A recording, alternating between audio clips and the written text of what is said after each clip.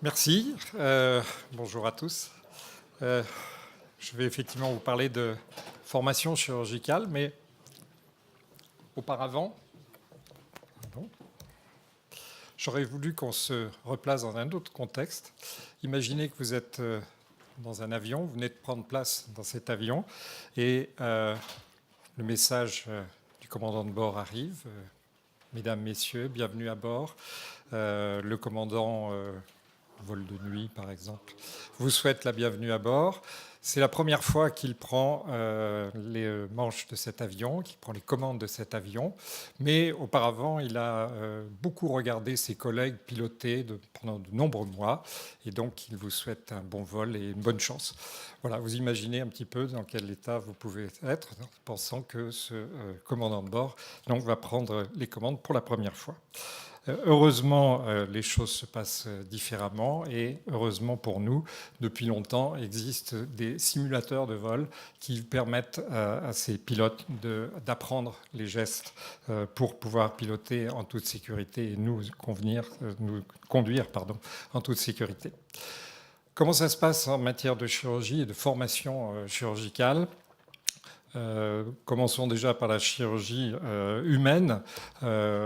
Déjà, pour commencer, il faut bien savoir que la formation, bien sûr, elle est théorique à 80%, que, évidemment, les étudiants peuvent aller dans des laboratoires d'anatomie, mais que cela est quand même relativement limité, qu'ils peuvent également pratiquer sur des modèles animaux, mais de moins en moins souvent. Et puis, il y a ensuite toute une période de compagnonnage qui va se faire dans les universités, dans les écoles, qui permettent donc, évidemment, petit à petit, aux chirurgiens de devenir de plus en plus autonomes. Mais ceci conduit à une grande disparité de formations selon les CHU. Il y a effectivement des formations qui sont de plus ou moins bonne qualité. Une petite idée simplement, un petit exemple. Dans le cancer de la prostate, par exemple, on sait que le risque de mortalité est multiplié par 3 en fonction du nombre de cas qu'opère le chirurgien. S'il opère moins de 50 cas par an, ce risque de mortalité est multiplié par 3. Donc vous voyez qu'effectivement, la pratique chirurgicale est extrêmement importante concernant le pronostic. Donc on a vu cette grande hétérogénéité individuelle de la formation. Le coût est également élevé, en particulier si on veut faire appel à des modèles animaux. Ces modèles animaux commencent à provoquer des problèmes éthiques. Le fait aussi que de jeunes étudiants enfin des jeunes internes opèrent sur des patients, décidément, sur des patients alors qu'ils ont peu de pratique, là aussi c'est un problème éthique. Ils ont du mal souvent à suivre les évolutions technologiques extrêmement rapides, aussi bien au niveau de la technique chirurgicale elle-même que de la technologie qui va évoluer très très rapidement. D'où un concept qui s'est développé donc en chirurgie humaine depuis quelques années. Ce concept, c'est jamais la première fois sur le patient.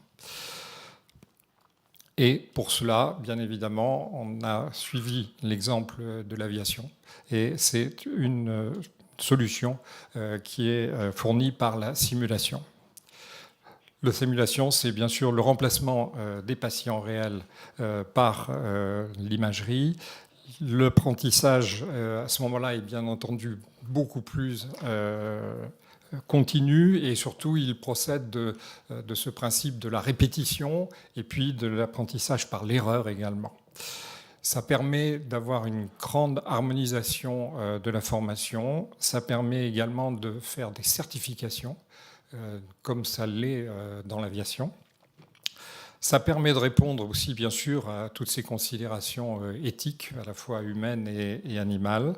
Et d'ailleurs, cette formation est recommandée par la Haute Autorité de Santé.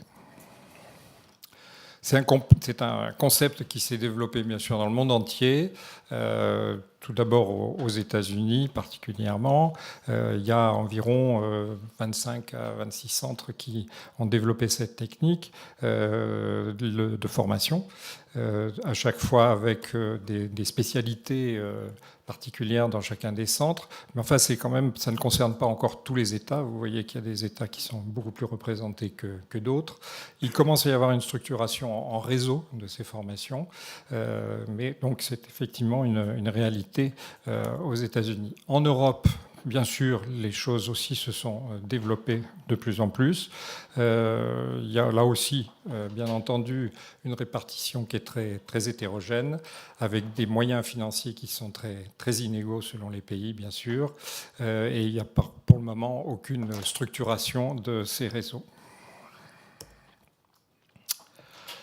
En France, toujours en chirurgie humaine, ce concept s'est développé également dans certains centres. Vous voyez que là aussi, la répartition est tout à fait hétérogène. Mais malgré ce, effectivement, on peut considérer que maintenant, il va y avoir la possibilité de former des nouveaux chirurgiens avec ce concept. Les moyens financiers, là aussi, sont très inégaux.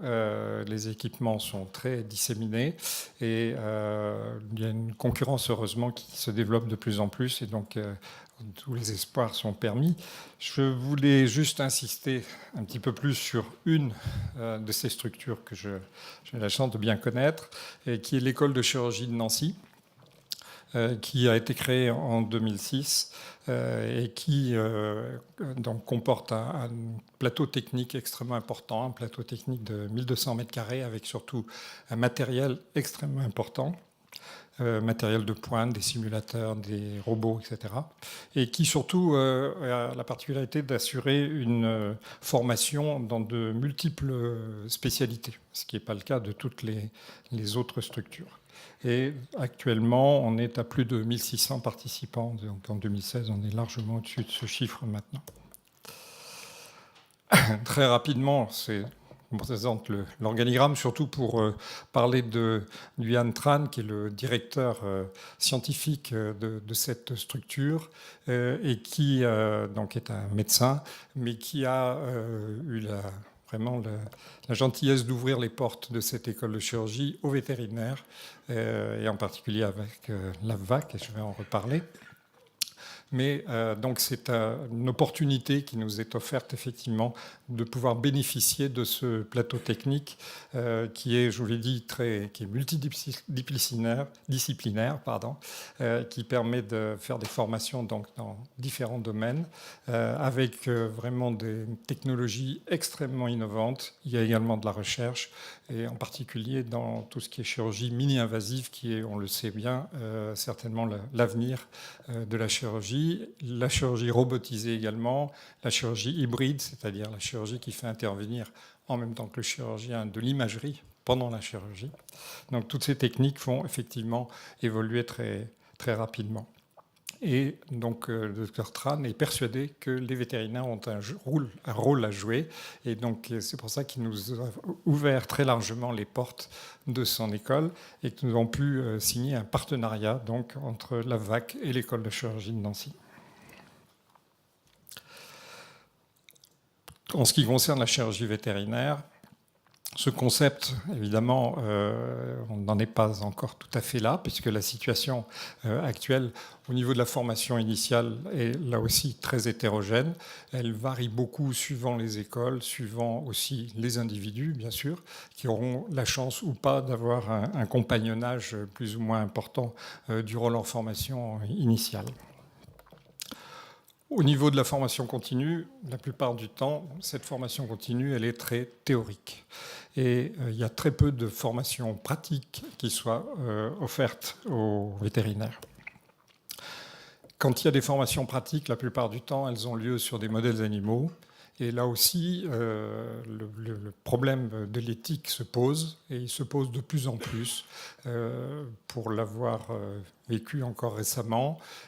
Maintenant, on a des questionnements vraiment importants, même de la part des gens qui viennent recueillir cette formation, qui donc se posent la question de savoir pourquoi est-ce que l'on va sacrifier des porcs pour leur formation. C'est même pas de la recherche, c'est de la formation. Donc il y a vraiment un problème de plus en plus important avec ces modèles animaux. La solution, c'est effectivement, c'est la simulation avec ici par exemple un exemple d'arthroscopie ou d'endoscopie. L'approche pédagogique, c'est la suivante.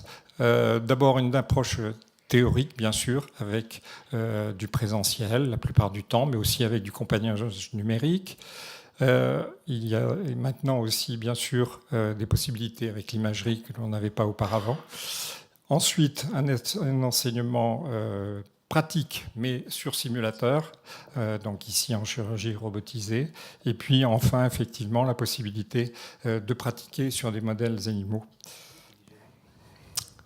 Cette approche pédagogique, j'avais envie de la résumer par cette devise des Shadocks.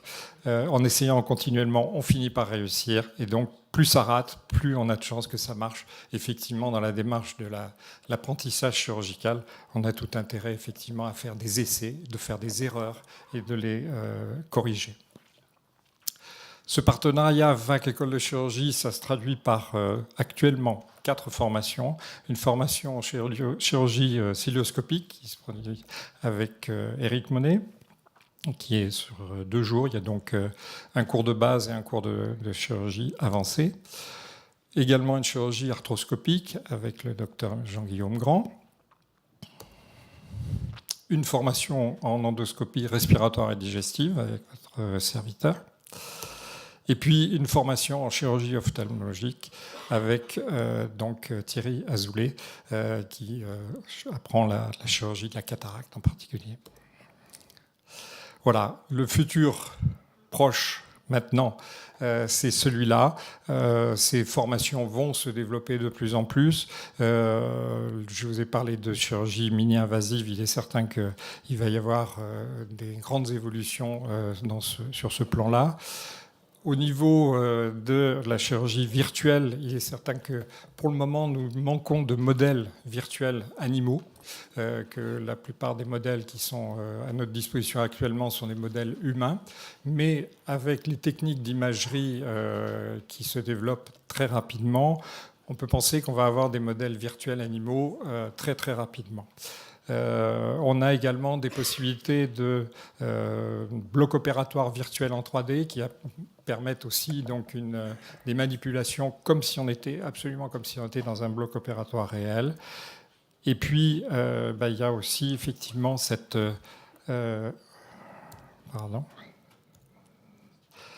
chirurgie robotisée qui va donc se développer de plus en plus, pas forcément sous la forme de robots, parce que ça reste encore extrêmement coûteux, mais sous la forme d'instruments de mini-chirurgie, mini-invasive, qui permettent d'avoir à l'intérieur du corps du patient des véritables petites mains beaucoup plus efficaces que la main du chirurgien et surtout beaucoup plus miniaturisées. Voilà, j'ai essayé en quelques minutes de vous présenter l'état actuel de la chirurgie virtuelle. Merci.